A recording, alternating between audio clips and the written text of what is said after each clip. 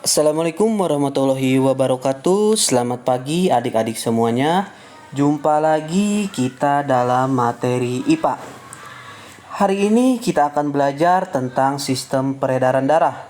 Tetapi untuk subkonsepnya yaitu tentang komponen penyusun darah.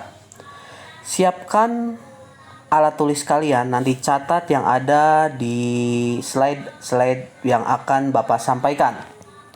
Mohon perhatiannya, kita akan mulai sekarang.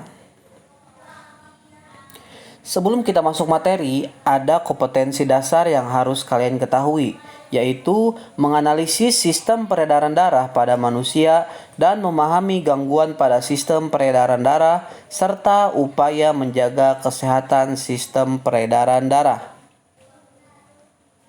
Kemudian, tujuan pembelajarannya yaitu peserta didik dapat mendeskripsikan perbedaan fungsi masing-masing komponen penyusun darah dengan benar.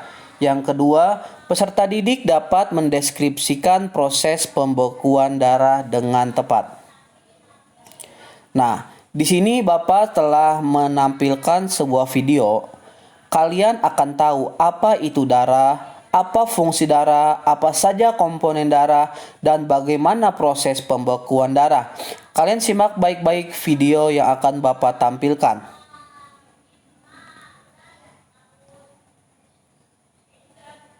Pada video kali ini kita akan membahas tentang komponen-komponen dari darah serta fungsinya. Check it out. Selain dipenuhi oleh air, darah juga mengalir di sekujur tubuh manusia. Tanpa darah, bisa dipastikan kalau oksigen dan sari makanan akan sulit untuk diantarkan dengan baik ke seluruh tubuh. Namun, tahukah kalian komponen apa saja yang menyusun darah sampai bisa bertugas dengan optimal? Yuk kita kenali dulu berbagai komponen darah dalam tubuh beserta masing-masing fungsinya.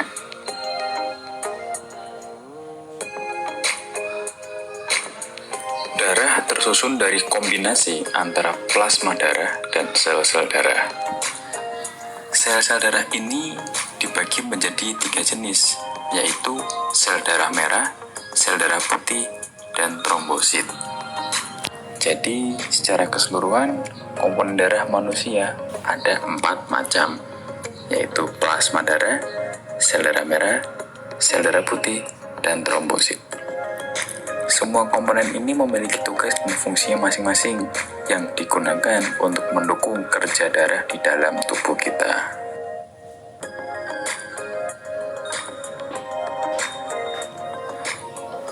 Plasma darah merupakan komponen darah yang berbentuk cairan. Plasma darah ini mengisi sekitar 55-60% dari volume total darah yang ada di dalam tubuh kita. Secara rincinya, plasma darah ini tersusun dari air yang kurang lebih sekitar 92% dan 8% sisanya merupakan karbon dioksida, glukosa, asam amino, vitamin, lemak, serta garam mineral. Tugas utama dari plasma darah yaitu mengangkut sel-sel darah untuk kemudian diedarkan ke seluruh tubuh bersama dengan nutrisi, hasil limbah tubuh, antibodi, protein pembeku, serta bahan kimia seperti hormon dan protein. Protein pembeku yang dibawa oleh plasma nantinya akan bekerja bersama trombosit untuk mempercepat proses pembekuan darah.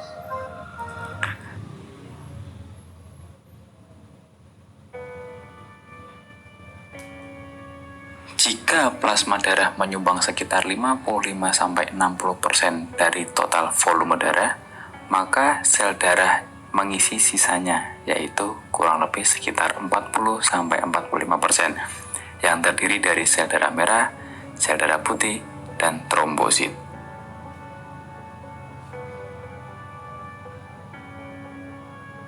Sel darah merah terkenal berwarna merah pekat dengan jumlah sel yang cukup melimpah di dalam darah. Berbentuk bulat yang dilengkapi dengan cekungan bikonkav di bagian tengahnya. Salah satu keunikan sel darah merah yaitu dilengkapi dengan protein khusus yang disebut dengan hemoglobin. Selain memberikan warna merah yang khas, hemoglobin juga bertugas dalam membantu sel darah merah untuk membawa oksigen dari paru-paru dan diedarkan ke seluruh tubuh, serta mengangkut kembali karbon dioksida dari seluruh tubuh masuk ke dalam paru-paru. Sel darah merah tidak memiliki nukleus atau inti, sehingga mampu berubah bentuk dengan mudah. Inilah yang membantu sel darah merah menyesuaikan diri saat melewati berbagai pembuluh darah di dalam tubuh. Umumnya, masa hidup sel darah merah hanya bertahan sekitar 4 bulan atau 120 hari. Selama masa itu, tubuh akan secara teratur mengganti dan memproduksi sel darah merah yang baru.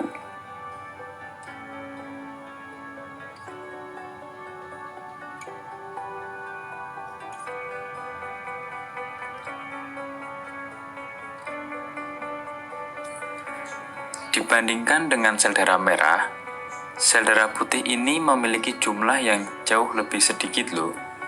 Meski begitu, sel darah putih mengemban tugas yang tidak main-main, yaitu berfungsi untuk melawan infeksi virus, bakteri, jamur, yang dapat memicu perkembangan penyakit.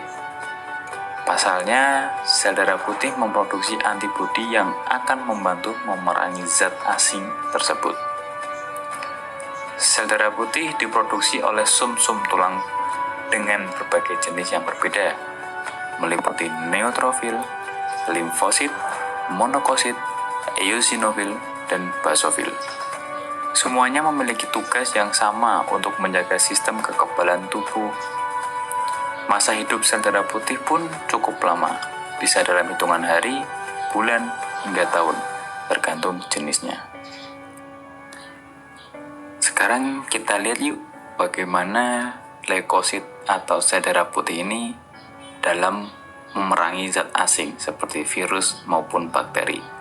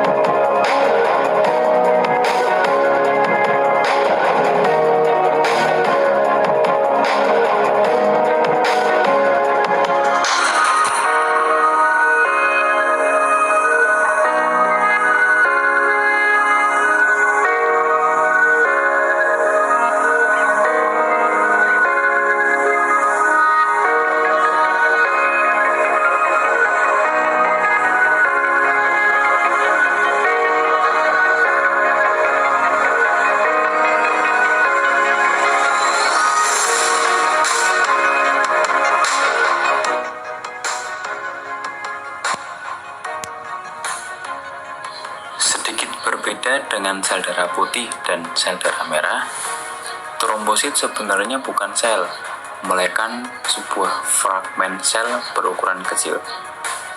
Trombosit memiliki peran penting dalam proses pembekuan darah atau koagulasi saat tubuh kita mengalami luka.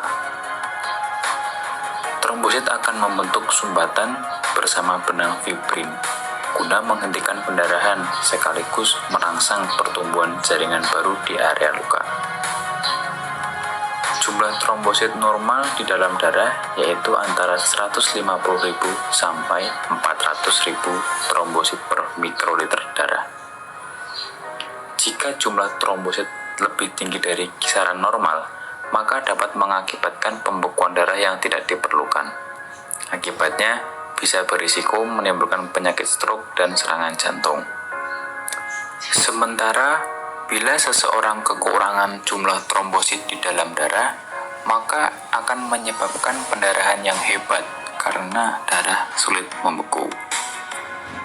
Kita simak yuk gimana cara komposit ini bekerja dalam menyumbat luka sehingga terjadinya proses pembekuan darah.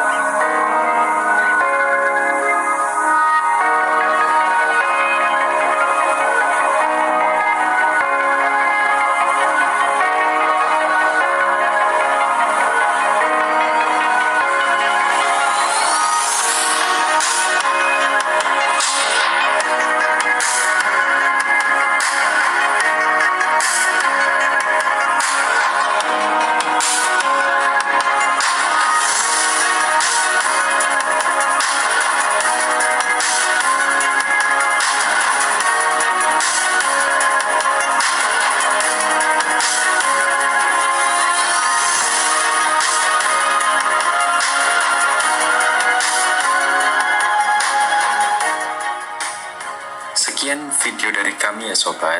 Semoga bisa menambah wawasan kalian tentang komponen darah beserta fungsinya.